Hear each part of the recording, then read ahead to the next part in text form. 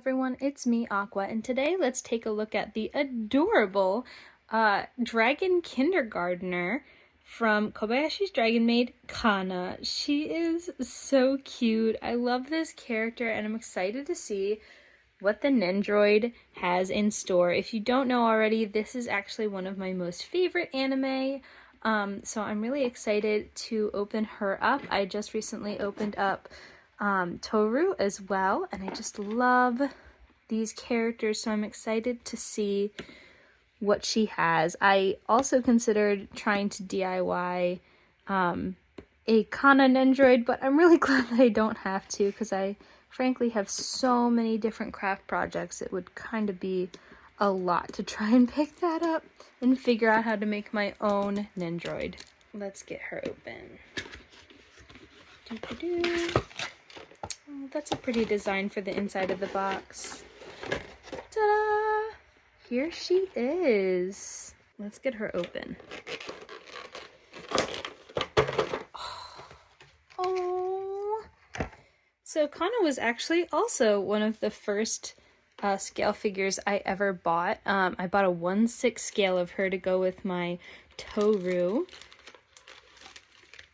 I really liked that scale, but I have been wanting them to come out with a Nendoroid because I just thought she would be so cute, and already I think that I was right. She is going to be so cute. So I'm going to go ahead and take the plastic off. Luckily there's not as much this time. So let's look at what she comes with. She of course comes with Kanna herself. She's got those adorable little horns, a backpack that you can remove, and of course this teeny little tail of hers, which is adorable. I was always wondering how they would handle that, but I think they did a great job. She also comes with a sitting pose, which if you know me, you know I love little sitting poses. So cute. 2 bent arms, 2 alternate faceplates, and a little crab. And if you know this show, you know that crab is not going to stick around for very long. Kanna is 100% about to eat that crab. So before we get into more in-depth poses, I wanted to take a look at the Kanna herself. The hair is adorable. I love how they sculpted it. I think it works so well for her. I love the bounciness of her hair right before it goes into those little pigtails, and how small they are at the end is just so cute. I wish they would move more though, because in Toru's hair, you could move the whole ponytail, and I do kind of miss that. I thought it was very effective for showing motion in the Nendoroid, and it's a shame that you can't do that here. There's this adorable little backpack which plugs into the spot in her back that you can usually put a base into. You can take it right off. And I guess the alternate base, if you do have that plugged in, is on the bottom of her backpack so she can still stand. She's got this adorable little shawl, which is just so cute. Her dress has some lovely details. Her shoes are so cute, and of course she's got her little tail, which is very important. And these horns are so nicely sculpted. They look so good. It's really important in Dragon Maid that you get their horns right, so I'm glad that they did. These are just so cute. Sorry if you kept hearing this weird clicking door opening sound in the background, by the way. My cat has not decided where she wants to be.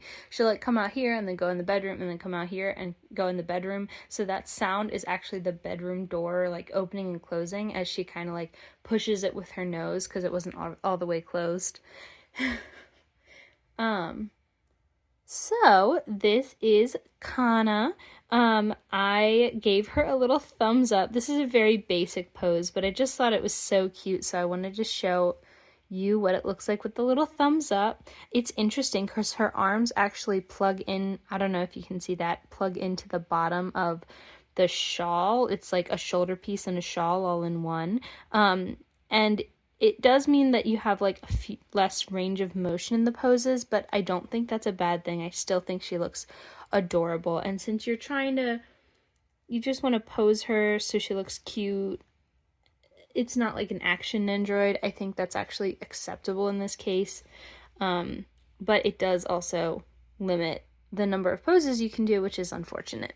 So this is the next one I went with. Her little sleepy expression, and this hand, so it looks like she's trying to rub her eyes. It is so cute. The one thing I kind of wish I could do is like get this sideways expression, or the sideways tilt of her head. I totally could. You just have to finagle with the ball joint on her neck, which maybe I will go ahead and do that just to test and see. Alright, I did try to get the neck joint to be able to tilt sideways, but it was really stuck in there, so I'm not going to bother with it right now. I know there's a way to, but I don't really feel like trying to get out the pliers and risk damaging the figure just for that, which is a little disappointing, but it's still cute. And honestly, since the neck peg is in there so well, you at least know that it's not going to go anywhere. It's pretty snug, which is a good thing and a bad thing, because it also means that you're losing some posability that way. I'm sure I could move it around. I get nervous about that stuff. Yeah, but that is a really cute pose. I like how she looks. She's getting ready. She's getting all sleepy, so she needs to go to bed soon. I think this is the pose that I'm most looking forward to. Her about to eat that crab is just so funny. Kanna will just find any little bug or crab or anything on just anything, and will just take it and eat it, as you might expect a young dragon to do. Just find thing, eat thing, and it is just so cute. Her sitting position is just so precious. The one downside, of course, is that there's no tail, but that is okay because I think she looks cute just like this.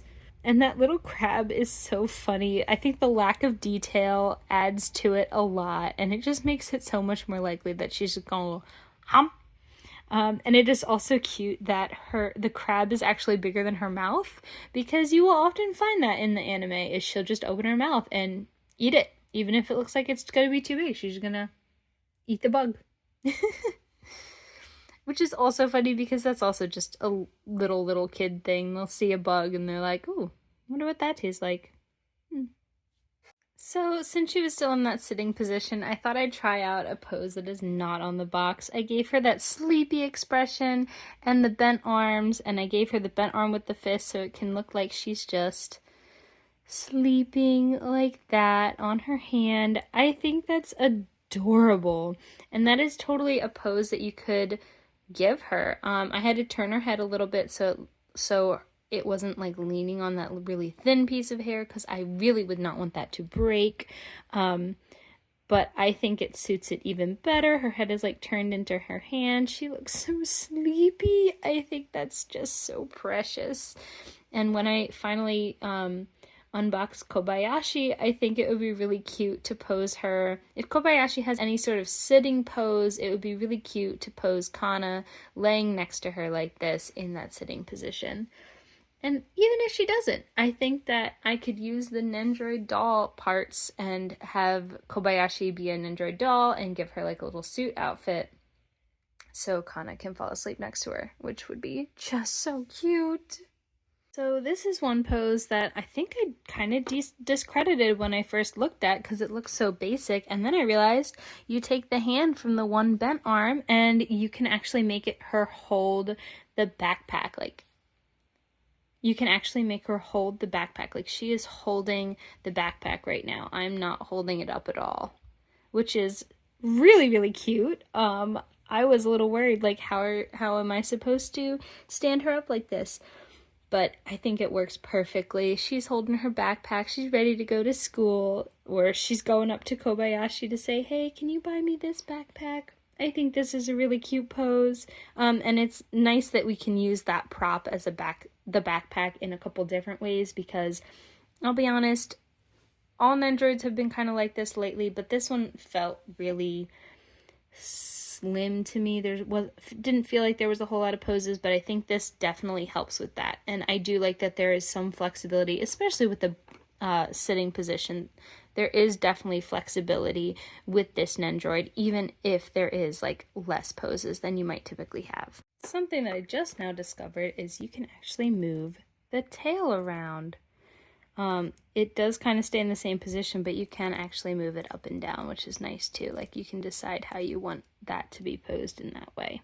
All in all, I really liked this Nendoroid. I think it was a really sweet one. I was a little worried I wouldn't like it, again, because of the limited amount of poses, but I think it worked out. I think the face plates that they chose for this one were perfect because Kanna does not really have a whole lot of expressions in the actual anime, so the fact that there's only 3, like a simple basic one that you see her have all the time, a sleepy one, and a one that's ready to eat, I think was actually perfect. And of course, I'm super excited by this cute little sitting pose and the crab. So all in all, I think this is a great figure for Kanna. If you can find her and you are also a fan of Kobayashi's Dragon Maid, I think this would be a great one to buy. I really hope you liked this video. If you did, go ahead and give it a like, comment, tell me what you think. Share it with some friends. It really helps me out. I really hope you enjoyed. And for now, this is Aqua signing out. Bye!